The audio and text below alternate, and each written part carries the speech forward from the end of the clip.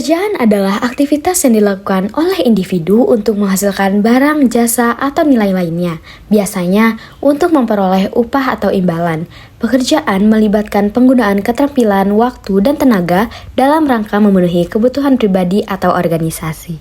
Menurut teori Karl Marx, dalam kapitalisme, pekerjaan tidak hanya perihal upah, melainkan eksploitasi. Apa yang dihasilkan para pekerja hanya untuk kaum kapitalis. Mereka menghasilkan lebih banyak dari yang diterima, dan keuntungan itu pun diambil oleh pemilik modal.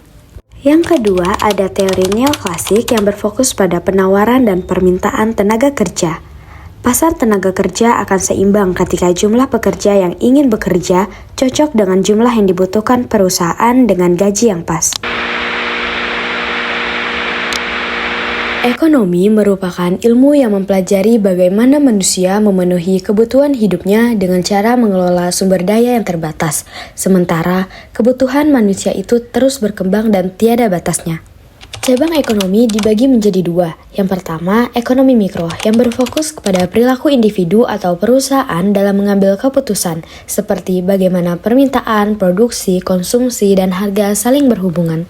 Selanjutnya, ada ekonomi makro yang berfokus pada perekonomian secara keseluruhan, tidak hanya individu atau perusahaan saja. Di sini membahas hal-hal besar seperti pertumbuhan ekonomi, inflasi, pajak, kesempatan kerja, dan permintaan uang.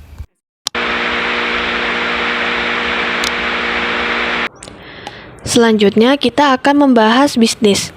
Apa sih bisnis itu? Nah, bisnis itu sendiri ialah suatu kegiatan yang melibatkan produksi, distribusi, dan juga konsumsi yang berupa barang atau jasa. Tujuan dari bisnis itu sendiri ialah untuk memenuhi kebutuhan hidup, meningkatkan pertumbuhan ekonomi, serta menciptakan lapangan pekerjaan. Ada banyak jenis-jenis bisnis. Contohnya, ada bisnis perdagangan, seperti toko-toko yang menjual makanan. Lalu ada bisnis industri yang identik dengan pabrik seperti pabrik mobil dan sebagainya. Bisnis jasa yang menyalurkan tenaga kerja seperti bisnis laundry. Bisnis teknologi informasi seperti aplikasi toko online.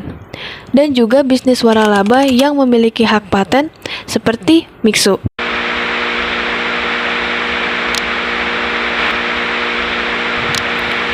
Terakhir adalah kesejahteraan sosial. Kesejahteraan sosial adalah kondisi di mana kita sebagai individu atau juga kelompok sudah merasa terpenuhi kebutuhannya dalam berbagai aspek. Aspek-aspeknya itu sendiri ialah aspek ekonomi, kesehatan, pendidikan, dukungan sosial, lingkungan, dan juga politik dan hak sipil.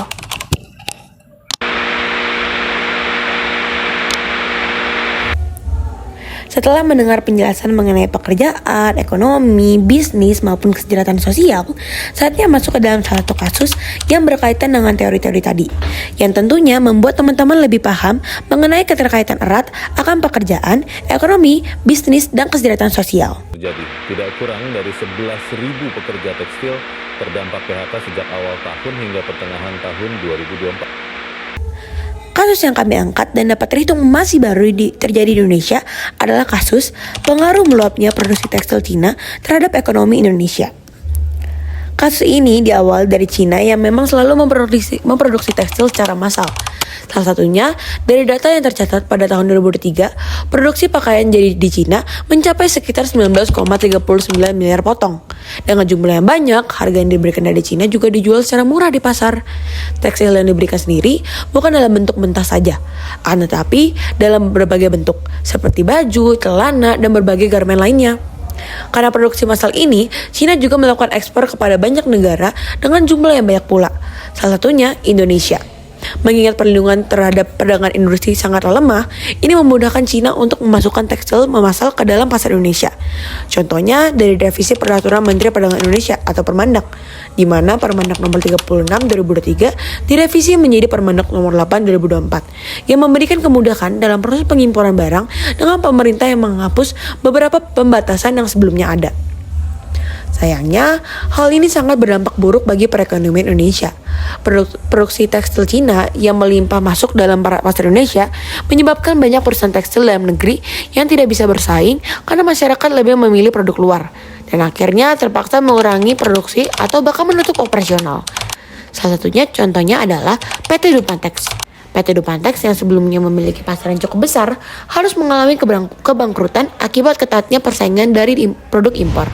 Tak hanya itu, PT Dupantex juga memiliki utang kepada para pekerjanya karena perusahaan tidak dapat membayar pesangon dan tunjangan yang menjadi hak para karyawan. Dengan maraknya perusahaan yang terpaksa tutup, terjadilah PHK massal di Indonesia. Menurut data yang ada, sekitar 13.800 pekerja di berbagai perusahaan tekstil Indonesia kehilangan pekerjaan mereka.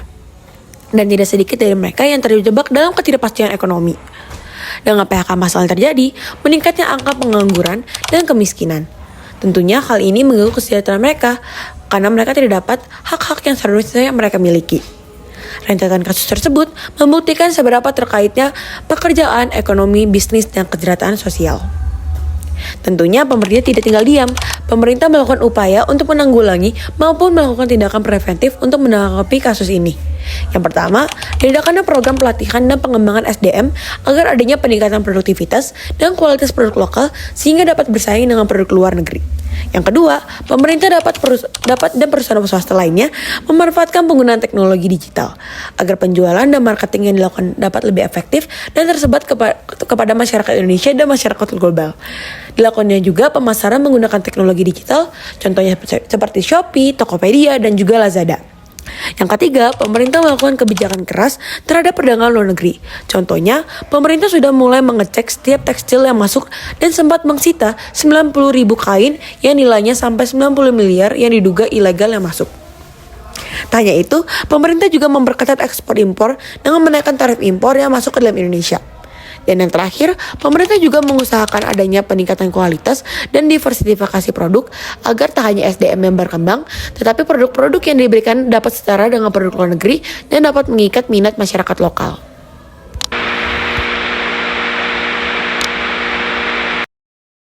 Jadi apa sih relevansi antara pekerjaan, ekonomi, bisnis, dan kesejahteraan sosial dalam ilmu hubungan internasional?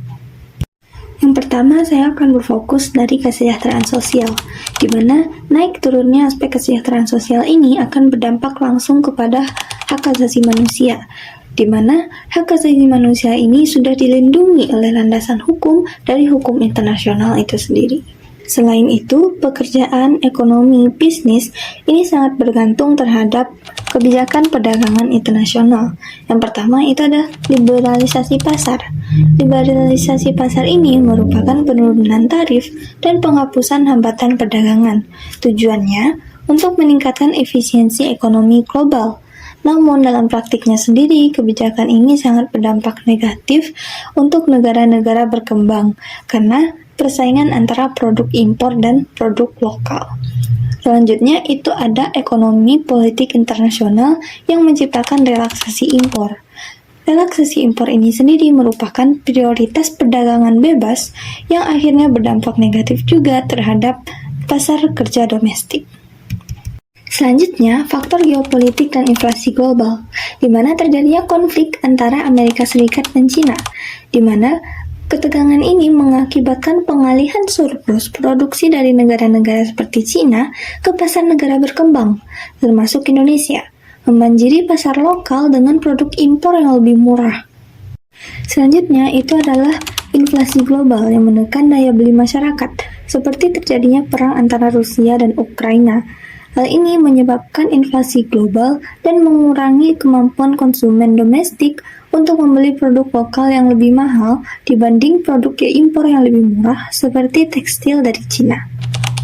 Selanjutnya itu adalah teori dependensi, di mana pembagian dunia menjadi dua kelompok utama yaitu negara pusat atau core dan negara pinggiran yaitu periferi, di mana teori ini menyatakan bahwa negara berkembang akan cenderung lebih bergantung kepada produk negara maju atau industri besar, sehingga membuat negara ini rentan terhadap tekanan dari negara produsen besar, sehingga sulit untuk membangun industri lokal yang mandiri.